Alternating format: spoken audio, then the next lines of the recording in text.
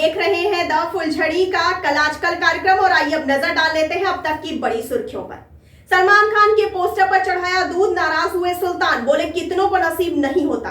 सलमान खान ने प्रशंसकों से अंतिम के पोस्टरों पर दूध बर्बाद नहीं करने का अनुरोध किया। श्रेयस अय्यर टेस्ट डेब्यू पर शतक और अर्धशतक बनाने वाले पहले भारतीय बने। कोरोना वेरिएंट ओमिक्रॉन से हड़कंप, आईसीसी ने रद्द किया महिला cricket world cup qualifier 2021। PM Modi ने नदिया सड़क दुर्घटना में लोगों की मौत पर शोक व्यक्त किया।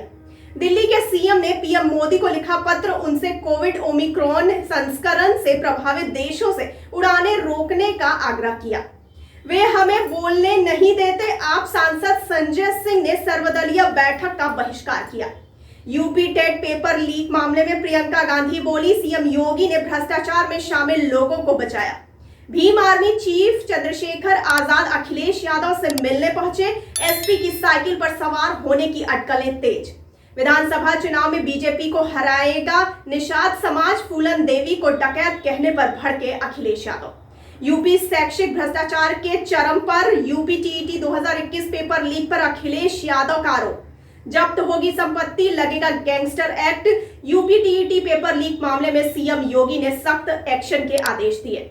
यूपी टीईटी 2021 पेपर लीक मामले में सीएम योगी ने की उम्मीदवारों के लिए मुफ्त बस सेवा की घोषणा, कोई अतिरिक्त शुल्क नहीं लेना होगा।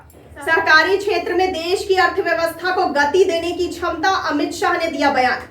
आपके राघव चड्ढा का कहना है कि किसानों को एमएसपी की गारंटी दी जानी चाहिए। बीजेपी ने देश के लोकतांत्रिक ढांचे को बर्बाद कर दिया। त्रिपुरा निकाय चुनाव पर टीएमसी सांसद शांतनु सेन ने कहा। असरुद्दीन ओवैसी बोले, हमने जिन्ना को 75 साल पहले पाकिस्तान में फेंका, हमें गन्ने की फिक्र जिन्ना की नहीं।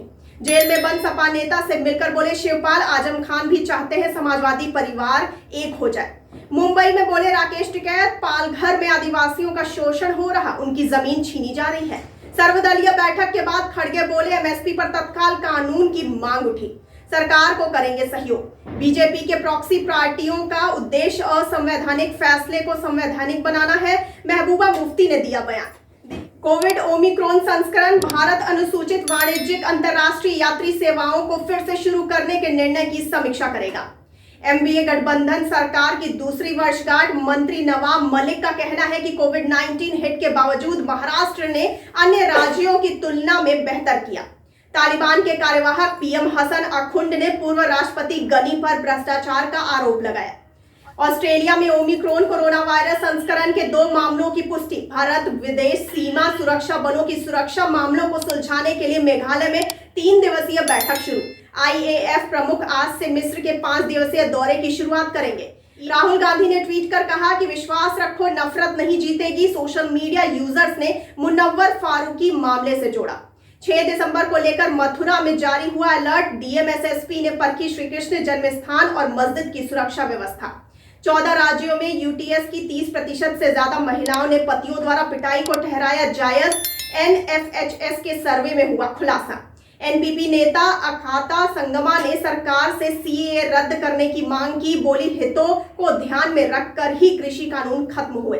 बिजली क्षेत्र को कोयले की सप्लाई 23% बढ़कर 29.17 करोड़ टन हुई। सीआईएल ने 1 अरब टन कोयला उत्पादन का बनाया लक्ष्य। व्हाट्सएप के हुए 2 करोड़ यूजर, दोगुना करने की मिली मंजूरी। पीएम मोदी ने नदिया के सड़क हादसे में मारे गए लोगों के परिजनों को 2-2 लाख रुपए की अनुग्रह राशि देने की घोषणा की। जान गंवाने वाले किसानों के परिवार को मुआवजा देने की तैयारी में यूपी, उत्तराखंड और हरियाणा सरकार, हो सकती है घोषणा। शीतकालीन सत्र से पहले टीएमसी ने सर्वदलीय बैठक में महिला आरक्षण विधेयक समेत 10 मुद्दे उठाए। प्रियंका वाड्रा का बीजेपी सरकार पर तंज, बोली रस्सी जल गई लेकिन ऐंठन नहीं गई। सर्वदलीय बैठक में विपक्ष ने की कोविड-19 पीड़ितों के परिजनों के लिए मुआवजे, किसानों के लिए एमएसपी की मांग। उत्तराखंड सरकार कोविड ओमिक्रॉन संस्करण के मद्देनजर बाहर से आने वाले लोगों की निगरानी करेगी। कोरोना के ओमिक्रॉन वेरिएंट का खौफ, इजराइल ने विदेशियों के लिए सील किए बॉर्डर। जगह जगह पाबंदियों से दुखी ही दक्षिण अफ्रीका ने कहा, मिली कोरोना का नया वेरिएंट पता करने की सजा। भारत स्टार्टअप की दुनिया में अग्रणी, पीएम मोदी ने कहा। वाराणसी में शुरू होगी सार्वजनिक परिवहन रोपवे सेवा, बनेगा पहला भारतीय शहर, पर्यटन को मिलेगी नई धारा। बीते हफ्ते टॉप 9 कंपनियों को हुआ बड़ा नुकसान, 2.62 लाख करोड़ रुपए घटा मार्केट कैप। यूपी में चुनाव से पहले साइकिल में सवार हुए करीब 1 दर्जन सियासी दल, सीटों का बंटवारा फंसाएगा पेच।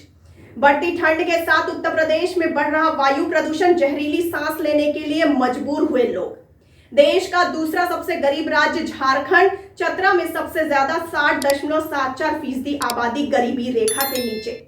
BMW 6 महीने के अंदर लॉन्च करेगी 3 इलेक्ट्रिक गाड़ी, चांद पर बनेगा पेट्रोल और स्टील। वैज्ञानिकों के हाथ लगा ऐसा खजाना जो बनाएगा चंद्रमा को इंसानों का अगला ठिकाना। कांग्रेस की सर्वदलीय बैठक में शामिल होने से टीएमसी का इनकार, अधीर रंजन चौधरी बोले आना ना आना उनके ऊपर है। जियो से लोगों का हो रहा मोहभंग, सितंबर में 1.90 करोड़ मोबाइल यूजर ने छोड़ा साथ। सर्वदलीय बैठक में शामिल हुए 31 दलों के नेता, सरकार बिना किसी व्यवधान के चर्चा के लिए तैयार, जोशी ने दिया बयान। 24 घंटे में आए कोरोना के 8,774 केस, कल से आज तक 5.5% की गिरावट। उत्तराखंड में 4 दिसंबर को पीएम मोदी का देहरादून दौरा, कार्यक्रम में 1 लाख से ज्यादा लोग जुटाने का लक्ष्य। इटली और जर्मनी में भी घुसा कोरोना का नया वेरिएंट ओमिक्रॉन, हाई अलर्ट पर दोनों देश। स्टार्टअप में दुनिया का नेतृत्व कर रहा भारत, 70 से ज्यादा स्टार्टअप की वैल्यू $1 अरब से ज्यादा, पीएम नरेंद्र मोदी ने कहा। साल 2020 में 3 लड़कियों समेत रोजाना लापता हुए 5 नाबालिग, आरटीआई में हुआ बड़ा खुलासा। मन की बात में बोले पीएम मोदी, प्रकृति का संरक्षण करो, वो हमें संरक्षण देगी। और आइए अब जानते हैं 29 नवंबर का क्या है इतिहास। सन 1847 में भारतीयों ने वॉशिंगटन राज्य के अग्रणी मार्क्स और नार्सिसा विट्समैन और 12 अन्य लोगों को वाला वाला ओरे में मार डाला। 1872 में भारतीय युद्ध, मोरडोक युद्ध की शुरुआत हुई। 2018 में 10,000 भारतीय किसानों ने दिल्ली में संसद में कृषि संकट का विरोध किया। सन 1970 में 29 नवंबर को ही हरियाणा में 100% ग्रामीण विद्युतीकरण हासिल करने वाला पहला भारतीय राज्य बना। 1989 में राजीव गांधी ने राष्ट्रीय चुनाव हारने के बाद भारत के प्रधानमंत्री के रूप में इस्तीफा दे दिया। 2018 में 10,000 भारतीय किसानों ने दिल्ली में संसद में कृषि संकट का विरोध किया।